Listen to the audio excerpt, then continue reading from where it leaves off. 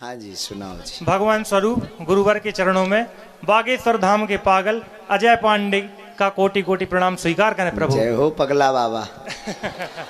आज्ञा प्रभु। कहाँ रहते हो आप? इंदिरा कॉलोनी दमोह में रहते हैं। अच्छा, भगवान। दमोह का। अरे तो वही जय रहा है। बता जी। भैया बता। तो भगवान परसों आपने एक संदर्भ दिया था। हाँ। जिसमें मतलब आपने बताया था कि जो हाथी और गज की आपने कहानी बताई थी, उससे रिलेटेड मतलब एक प्रसंग आया है मन में, उसको मैं प्रस्तुत करना चाहता हूँ जी।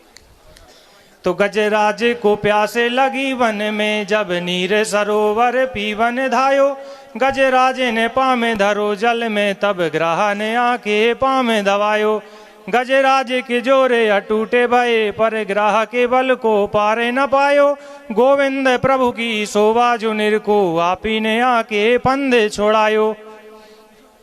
गुरुवर के चरणों में कोटि कोटि प्रणाम। गुरुवर बहुत सुंदर, बहुत सुंदर। क्या तो बहुत अच्छा। गुरुवर, और कल आपने एक प्रसंग दिया था। अच्छा। आपने एक प्रसंग दिया था गुरुवर कल। हाँ। कि आपने कहा था कि जैसे यदि आप भक्ति किसी कारणवश नहीं कर पाते हैं, हाँ, तो आप भक्ति करने वालों के चरण पकड़ लीजिए। बिल्कुल। ये जो आपने प्रसंग दिया था उससे संबंध है, राम प्रसंग है जो, उसी संबंध में आपसे कुछ बताना चाहता हूँ प्रभु। एक छोटी सी प्रसंग है, आपको सुनाना चाहता हूँ। बोलो। तो क्या हुआ था गुरुवार, एक गांव में एक लड़का हुआ था।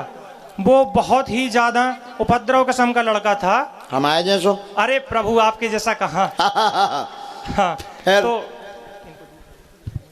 हाँ, तो वो बहुत ही ज्यादा उपद्रव किस्म का लड़का था। तो उसके माता पिता उससे बहुत ज्यादा परेशान हुआ करते थे कि भाई ये बच्चा कैसे सुधरेगा, क्या किया जाए इसके साथ कि ये बच्चा ठीक हो जाए। और राम नाम का जाप करने लगे और तन मन धन से भगवान को प्रतिस्थापित करने लगे अपने मन में।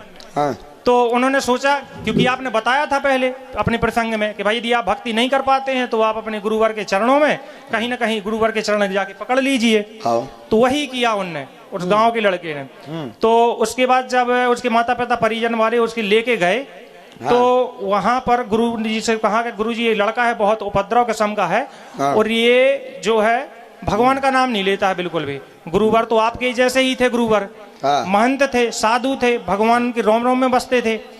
तो कहीं ना कहीं उन्होंने कहा कि इस लड़के को ठीक करने की जवाबदारी हमारी है, हम ठीक करेंगे इस लड़के को। तो उसने कहा ठीक है।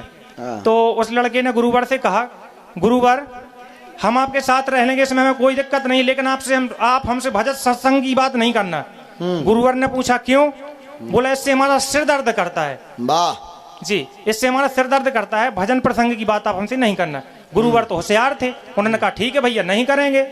इसके बाद उसने दूसरी बात कहा कि जो हमारे मन में आता है वो मैं करूंगा, वो मैं करूंगा, मुझे रोक टोक नहीं करना। गुरुवर तो फिर भी होशियार थे, उन्होंने कहा ठीक है भैया दूसरी शर्त भी आपकी होशियार लागू है। गुरुवर के साथ कुछ समय वो लड़का रहा।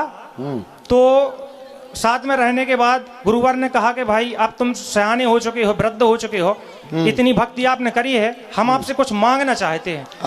गुरुवर बहुत होशियार थे गुरुवर। तो उन्होंने कहा हम मांगने चाहते हैं। तो उन्होंने कहा क्या मांगना चाहते हो? बोले सिर्फ एक बार राम का नाम ले लो आप। वाह। बोले इससे क्या फायदा? गुरुवर मैं माफी चाहता हूँ, यहाँ बहुत उदम हो रहा है, हल्ला हो रहा है, आप माफ कर दी। हम अपनी कॉन्सेंट्रेट नहीं है गुरुजी, हम अपनी बात पे शांत कर दीजिए। तो राम का नाम लेना चाहते थे। तो फिर उसके बाद उसने कहा कि राम का नाम। बोले ठीक है। उसने कहा राम। राम